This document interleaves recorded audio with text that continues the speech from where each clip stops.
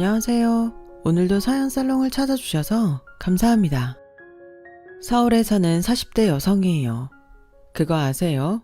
오래전 보았던 법정 영화에 이런 내용의 대사가 나와요. 도저히 깰 수 없을 것 같은 완벽한 논리로 무장된 사건도 아주 작은 부분의 논리만 깨져도 순식간에 전체가 무너진다. 요즘 세상 돌아가는 걸 보면 이 말이 틀리지는 않은 것 같아요. 잘 나가던 아이돌도 학창시절에 벌인 나쁜 행동이 탄로나 순식간에 연예계에서 퇴출이 되고 수십 년간 권세와 영화를 누리던 인물도 미투 한 방에 훅 가곤 하니까요. 하지만 이런 일들이 흔하게 일어나는 것도 아니고 영화 속에서처럼 드라마틱하게 벌어지는 게 아니라서 그동안 나와는 상관없는 걸로 생각하고 살았어요. 그런데 제게도 이런 일이 일어났지 뭐예요. 그것도 제 인생에서 가장 암울했던 그 순간에 말이죠. 덕분에 저는 저를 올가매고 있던 결혼이라는 올가미를 벗어던지고 예전의 제 모습을 되찾을 수 있었어요. 이제는 마음의 여유가 생긴 덕에 지난 날들을 되돌아볼 수 있게 됐네요. 저는 영화광이었던 아빠의 영향으로 어린 시절부터 헐리우드 키즈로 살았어요. 그렇다 보니 대학 진학을 앞두고 과 선택을 할 때 조금도 고민할 필요가 없었어요. 당연히 제 선택은 영화과였으니까요. 비록 집안 형편이 그리 넉넉한 편은 아니었지만 저희 부모님께서는 제가 돈벌이 때문에 꿈을 포기하는 걸 원치 않으셨어요. 그래서 제가 영화과에 진학을 하겠다고 했을 때 바로 승낙해 주셨어요.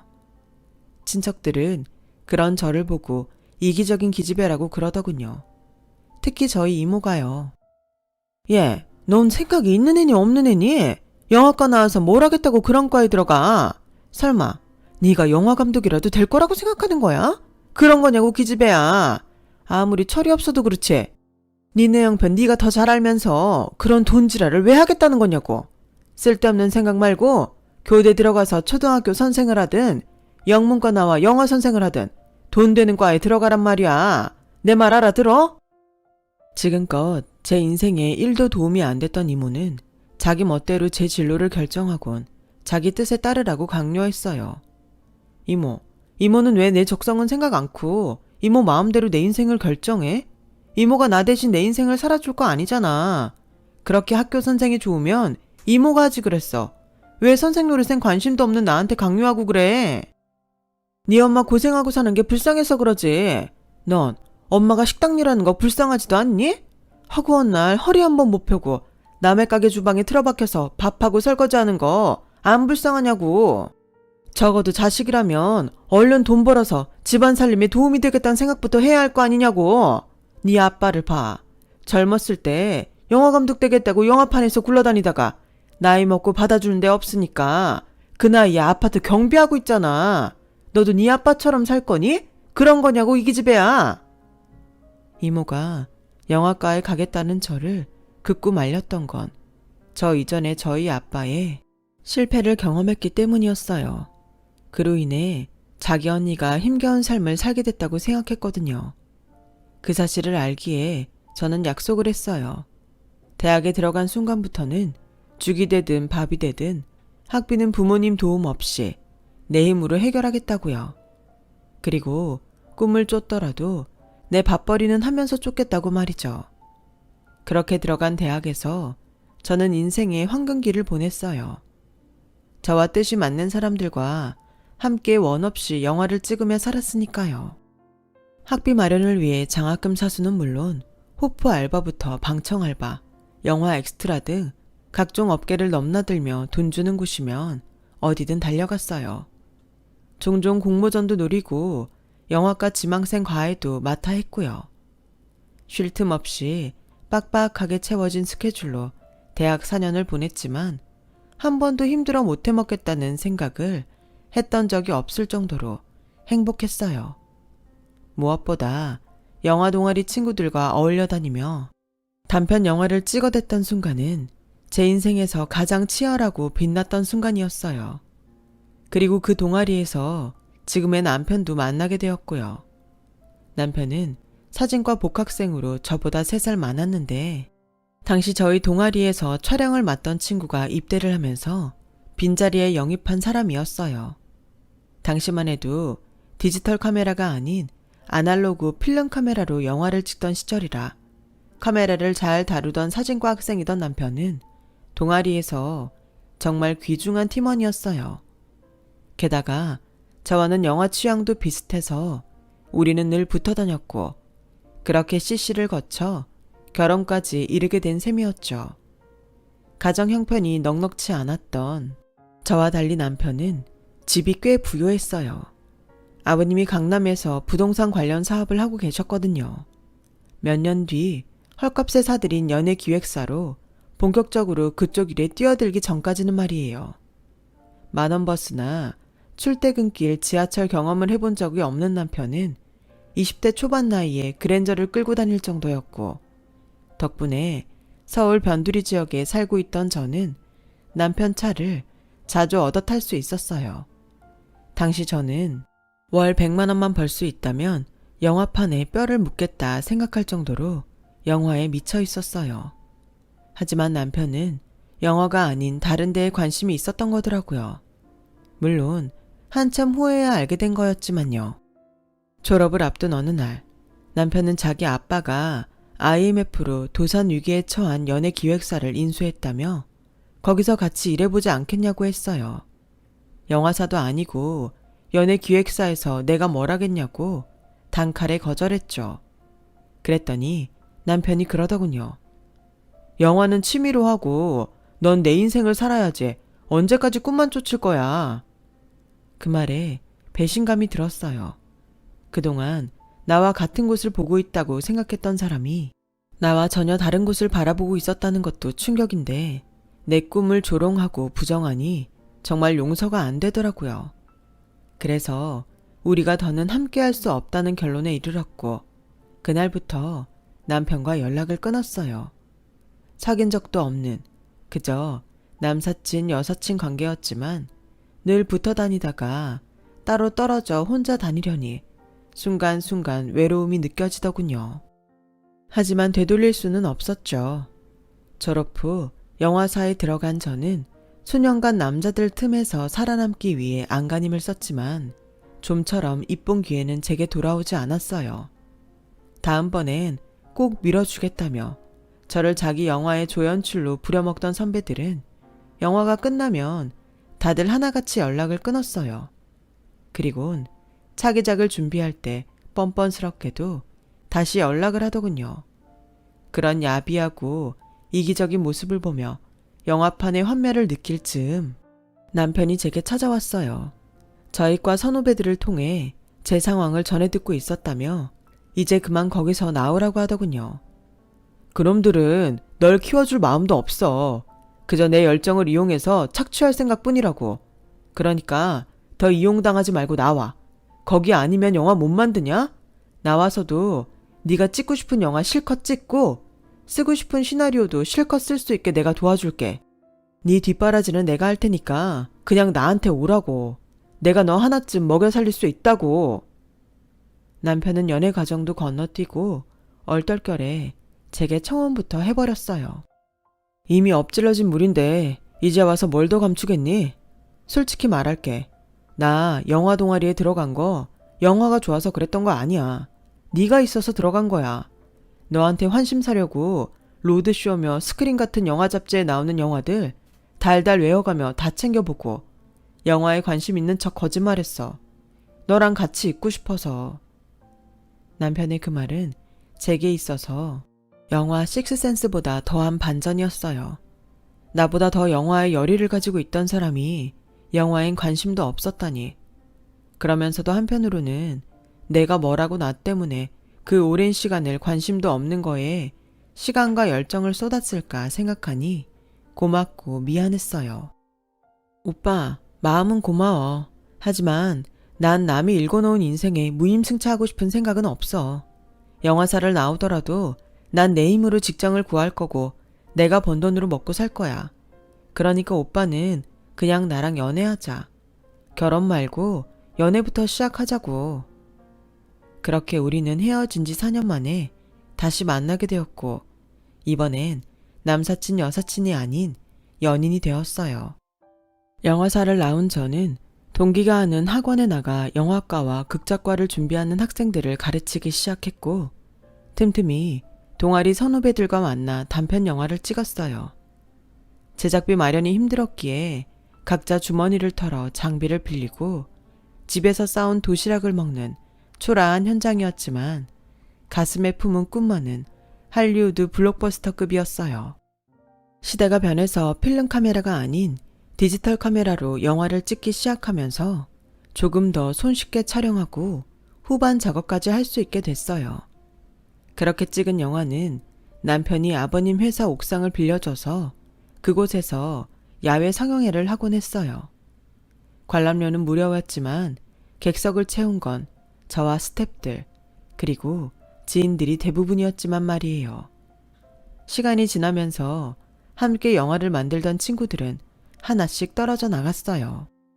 관객이 찾지 않는 영화에 시간과 열정, 그리고 가벼운 주머니를 털 이유가 없었던 거죠. 그렇게 조금씩 영화 감독의 꿈은 멀어져 갔고 저 역시 영화가 아닌 생업이 생활의 중심이 돼버렸어요. 그리고 그 무렵 남편이 청혼을 했어요. 둘 다 나이도 찼고 안정된 직장도 가지고 있었기 때문에 더는 결혼을 미룰 이유가 없었거든요. 그래서 시댁에 인사를 드리러 가게 됐는데 집 대문 규모에 벌써 압도될 정도더라고요. 우리 집 낡은 초록 철대문과는 완전 다른 퀄리티와 규모였거든요. 내가 이런 집에 며느리가 되겠다고 들어가도 되는 건가? 걱정이 됐어요. 싼값에 인수한 연예기획사가 꽤 수익을 내서 돈 좀 벌었다더니 그 말이 빈말이 아니었던 거예요.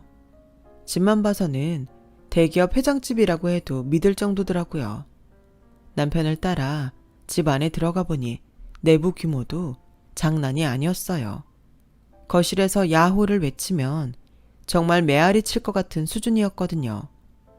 살면서 상대의 부 앞에 주눅 들어본 적이 없는 저였지만 그날은 정말이지 제가 땅바닥을 기어다니는 개미가 된 기분이었어요.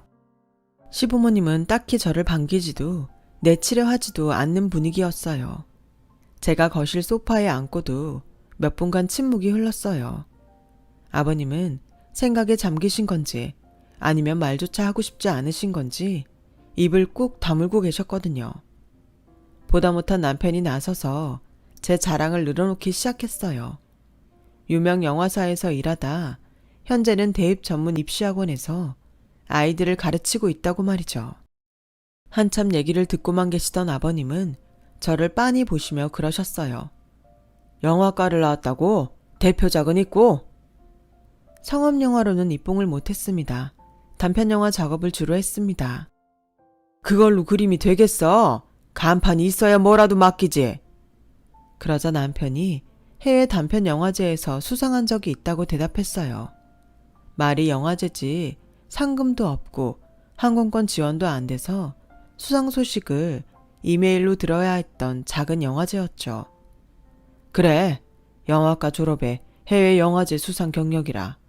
그 정도면 그림은 나오겠구만. 알았다. 결혼해라. 마치 취업 인터뷰 보듯 5분 남짓한 시간 동안 아버님과 대화를 한 저는 결혼 승낙을 받았어요. 그것도 찜찜하게 가까스로 통과했다는 인상을 지울 수 없게 말이죠. 시댁에서 나오면서 남편한테 아버님의 말씀의 의미가 뭐냐고 물었더니 사실 엄마가 우리 결혼을 탐탁치 않아 하시거든. 그래서 아빠 딴에는 자기 장점을 좀 부각시켜주고 싶으셨던 것 같아. 다 자기 위한 거니까 너무 마음에 담아두지 마. 그땐 그 말을 대수롭지 않게 넘겼어요. 사실 양쪽 집 형편이 제 눈에도 확 드러날 정도로 차이가 져서 저를 반대하는 어머님 마음도 조금은 이해가 갔거든요. 그때 그 말을 그렇게 쉽게 넘겨선 안 되는 거였는데 말이죠. 시댁에 인사를 드리고 온 지 며칠이 지나 남편은 우리 부모님께 인사를 드리러 왔어요.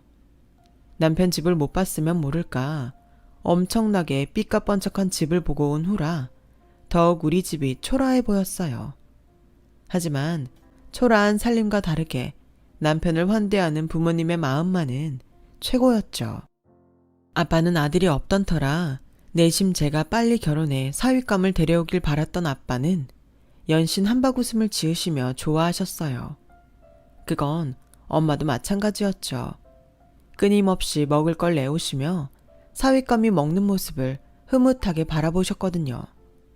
이런 환대에 남편도 신이 났는지 평소보다 목소리가 한 옥타브는 올라가 있더라고요. 광대뼈는 아주 살가죽을 뚫고 뛰어나올 기세였고요. 그래, 자존심은 좀 상하지만 그래도 엄마 아빠가 이렇게 좋아하시는데 뭘 더 바라겠어. 살면서 내가 잘하면 시부모님께 인정도 받을 수 있을 거야. 저는 속으로 이런 턱도 없는 생각을 하고 있었네요. 나중에 스스로 제 발등을 찍고 싶은 심정이 될 거란 걸 모른 채 말이죠. 그렇게 저는 한참 기우는 결혼을 하게 됐어요. 상견례 때도 그렇고 저희 집에서 예단비를 보냈을 때도 그렇고 시어머니와 시누이는 기가 막히다는 표정으로 헛웃음을 지었어요. 대놓고 웃는 것도 아니고 교양 떨며 슬쩍 피식피식 웃는데 정말 매 순간 참기 힘들 정도였죠. 그래서 남편한테 그 말을 했더니 엄마가? 에이, 자기가 잘못 봤겠지. 우리 엄마는 워낙 부잣집에서 자라서 사실 돈엔 그다지 그 관심이 없어. 내 동생도 그렇고 그런 걸로 사람 판단할 정도로 몰상식한 사람들 아니니까 마음 쓰지 마. 오늘만 해도 그래. 예단비가 적었으면 절반이나 되돌려 주셨겠어. 더 달라고 하면 모를까. 자기가 결혼 앞두고 예민해져서 그러는 거야. 남편은 눈치가 없는 건지 자기 가족에 대해 착각을 하고 사는 건지 몰라도 매번 제 착각이라고 했어요. 하지만 당한 사람은 알잖아요. 상대가 나를 어떻게 보는지 말이에요. 차라리 대놓고 혼수가 적다거나 예단비가 이게 뭐냐거나 속 시원히 말을 해줬으면 속앓이는 안 할 텐데 이건 누구 속 터지게 하라는 것도 아니고 말이죠. 처음부터 내 마음에 드는 시댁 식구가 어디 있겠냐며 엄마는 시간이 지나면 나아질 거라고 했지만 그 말이 별로 위로가 안 되더라고요. 그렇다고 겉으로 드러난 일도 아닌데 이런 걸로 결혼을 못하겠다고 하긴 좀 애매하고 하여튼 찜찜한 기분으로 식장에 들어가게 됐어요. 결혼을 하고도 저는 저대로 일을 하고 남편은 아버님 회사 일을 도왔어요. 서로 일이 바빠서 연애할 때처럼 자주 데이트를 하지는 못했지만 그래도 우리 부부는 친구처럼 편한 관계를 유지하며 살았어요. 그렇게 결혼하고 처음 맞는 설이 되었어요. 설은 지역마다 밤에 차례를 지내는 집도 있고 아침에 지내는 집도 있어서 남편한테 자기네는 언제 차례를 지내냐 물었더니 안 지낸다는 거예요.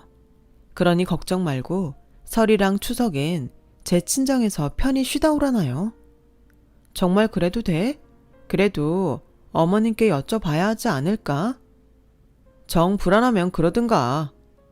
그래서 어머님께 전화를 걸어 여쭈어 보았더니 남편 말대로 명절에 차례를 안 지낸다며 친정에나 다녀오라고 그러시더라고요.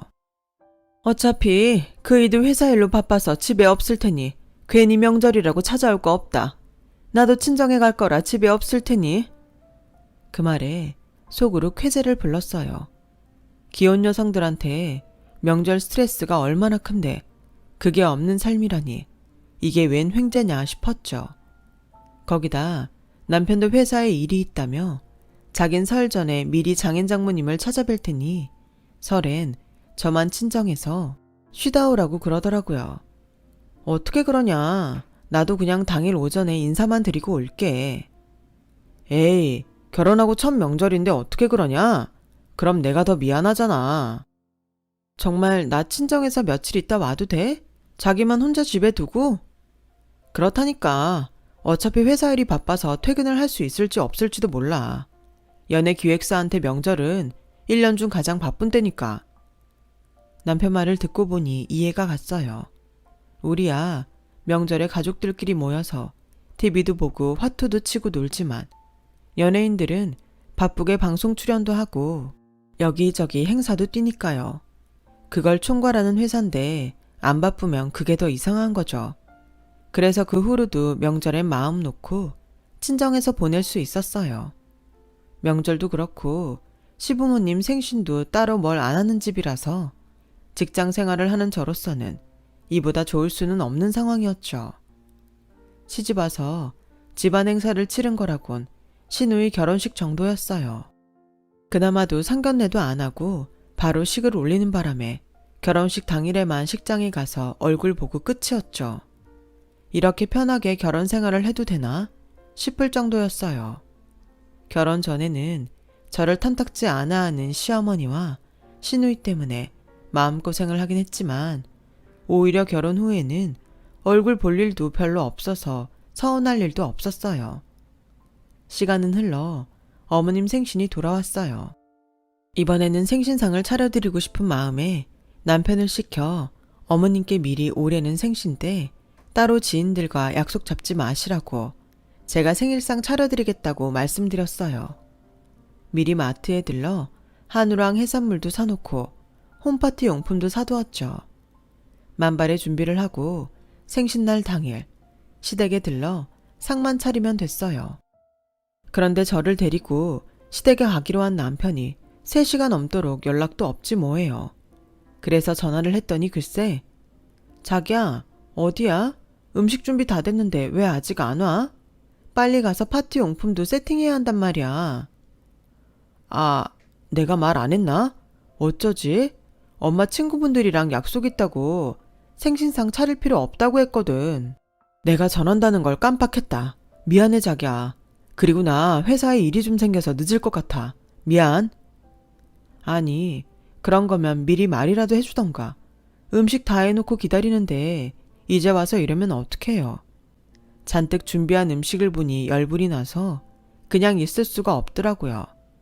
한우 투풀에 낙지도 직접 목포에서 공수한 거라 재료값만 해도 저희 집 한 달 식비보다 더 나갔는데 말이죠. 그래서 기왕 한 거 맛은 보시라고 음식을 바리바리 싸들고 시댁으로 향했어요. 집에는 도우미 아주머니 혼자 계시더라고요. 아니 이게 다 뭐야? 이걸 혼자 다 했어요? 네, 시집와서 지금껏 시어머니 생신상 한번 챙겨드린 적이 없었잖아요. 명절 때도 오지 말라고 하시고. 그렇다고 매번 손 놓고 있는 것도 며느리로서 도리가 아닌 것 같아서요. 그러자 아주머니 표정이 싸하게 변했어요. 그리곤 한숨을 푹 쉬더니 내가 어지간하면 이런 말 안 하려고 했는데 자기가 참 불쌍해서 더는 가만히 못 있겠네. 이 집 사람들 지금 다들 땡땡 호텔에 모여 있을 거야. 매년 사모님 생신이면 거기 모여서 생신 파티 하니까. 사장님 생신 때도 그렇고 이 집 아들, 딸, 심지어 사위 생일에도 매번 거기 모여서 파티를 하거든. 자긴 모르고 있었지? 순간 망치로 머리를 맞은 것처럼 멍했어요. 이 아주머니가 지금 무슨 소리를 하는 건가 싶었죠. 그뿐 아니야.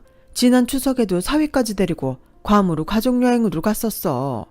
이대금 명절에 차례를 안 지내서 매년 해외로 가족여행 가거든. 매번 여행 갔다 올 때 사모님이 립스틱이랑 향수 같은 거 사다 주셔서 내가 다 기억하고 있다고. 남의 집 일하면서 말 옮기면 안 되는 거 아는데 자기가 내 딸 같아서 얘기해 주는 거야. 이 집 사람들한테 정주지 마. 아주머니는 제가 만들어 온 음식을 도로 가방에 담아 주었어요.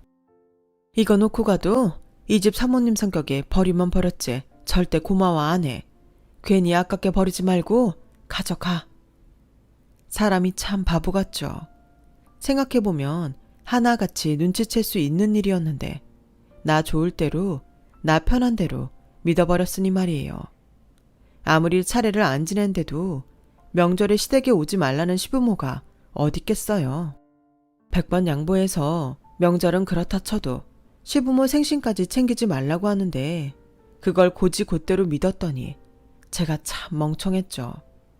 가져갔던 음식을 고스란히 들고 집으로 돌아오는데 하염없이 눈물이 흘러내렸어요.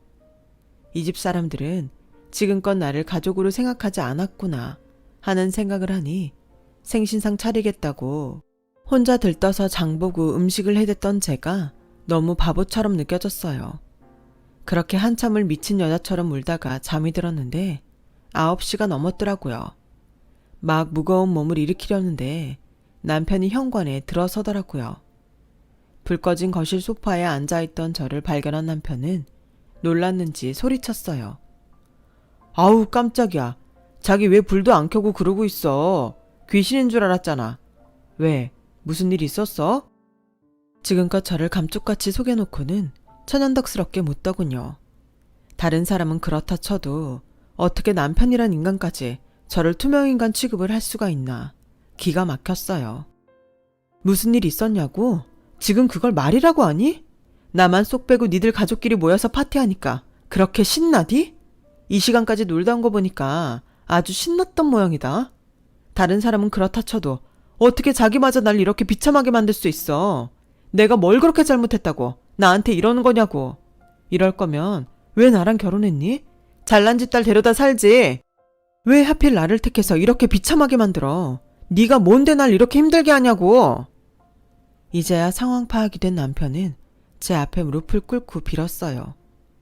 나도 이러고 싶지 않았어. 엄마랑 아빠는 자기 안 보겠다고. 그렇다고 싫다는 사람들 앞에 당신 데리고 가면 당신만 더 힘들 텐데 내가 어떻게 할 수 있었겠어. 미안해 자기야. 내가 정말 미안해. 제 손을 붙들고 울먹이는 남편이 정말 낯설게 느껴졌어요. 정말 이 사람은 나를 위해 그랬던 걸까? 의구심만 들었죠. 그때부터였어요. 남편과 헤어질 결심을 한 건. 다만 지금 이렇게 헤어져주면 그동안 나를 무시하고 따돌린 시댁 식구들만 좋은 일을 시키는 것 같아서 그렇게는 못하겠더라고요. 그래서 때를 기다리자 싶었어요. 복수는 그 사람이 가장 힘들 때, 그래서 내 도움이 가장 간절할 때 손을 놓는 걸 테니까요. 그렇게 복수의 칼을 갈고 기다렸어요. 제가 모든 사실을 알게 된 후에도 시댁 식구들은 여전히 저를 따돌리고 가족 행사를 이어갔어요. 남편도 제게 차라리 모른 척하라고 그게 더 편하다고 하더군요.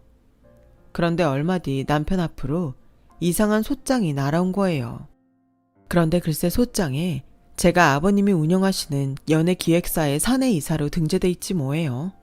순간 결혼 전 아버님이 제게 했던 말이 떠올랐어요.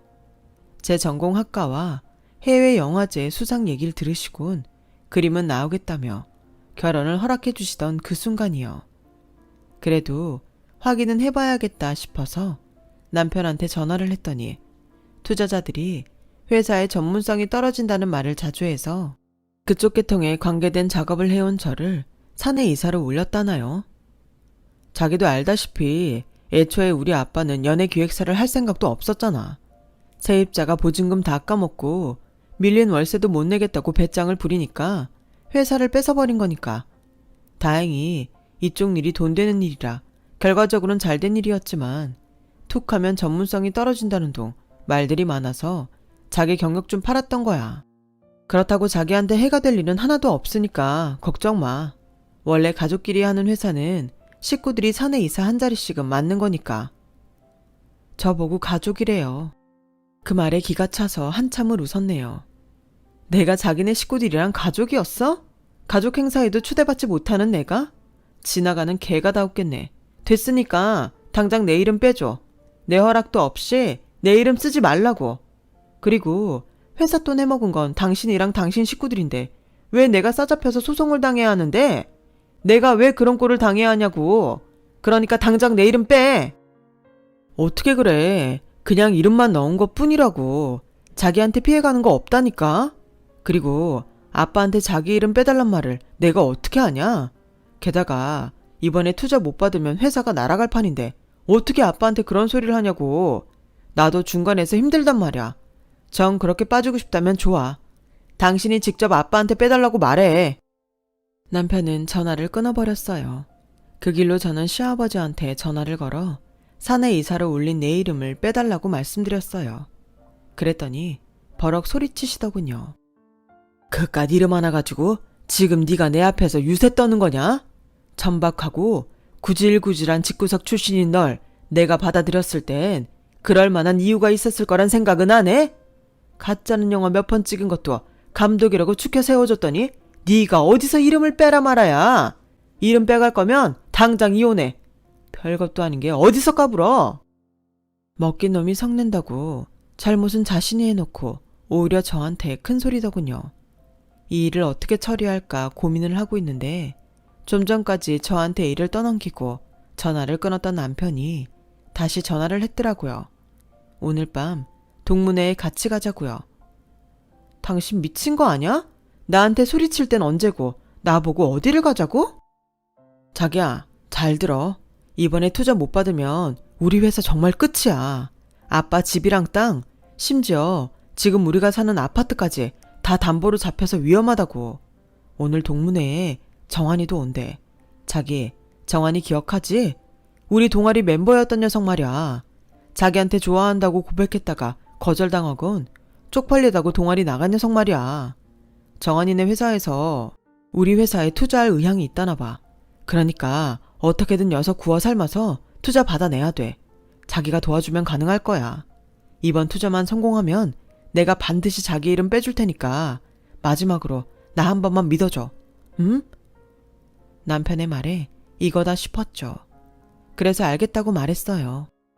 그렇게 저는 남편과 함께 졸업 후 처음으로 동문회에 나갔고 거기서 남편이 그토록 원하는 투자자인 정환이와 조우하게 되었어요. 남편은 저를 정환이와 둘만 남겨둔 채 일부러 자리를 피해주더군요. 집에 돌아오자 남편은 오매불망 춘향이 기다리는 이몽룡처럼 저를 기다리고 있더라고요. 원하는 대로 잘 됐으니 이름부터 빼달라고 하자 남편은 고맙다며 저를 끌어안고 기뻐하더군요. 그리고 다음날 남편은 제 이름을 사내 이사해서 빼주었어요. 그리고 한 달 뒤 시아버지 회사는 공중분해되고 말았어요.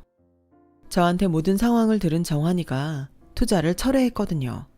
이후 다른 투자자를 찾아 나섰지만 오너 일가의 공금 횡령에 월급 체불 등 구질구질한 갖가지 명목으로 소송에 휘말려 있는 회사에 투자할 사람은 아무도 없었어요.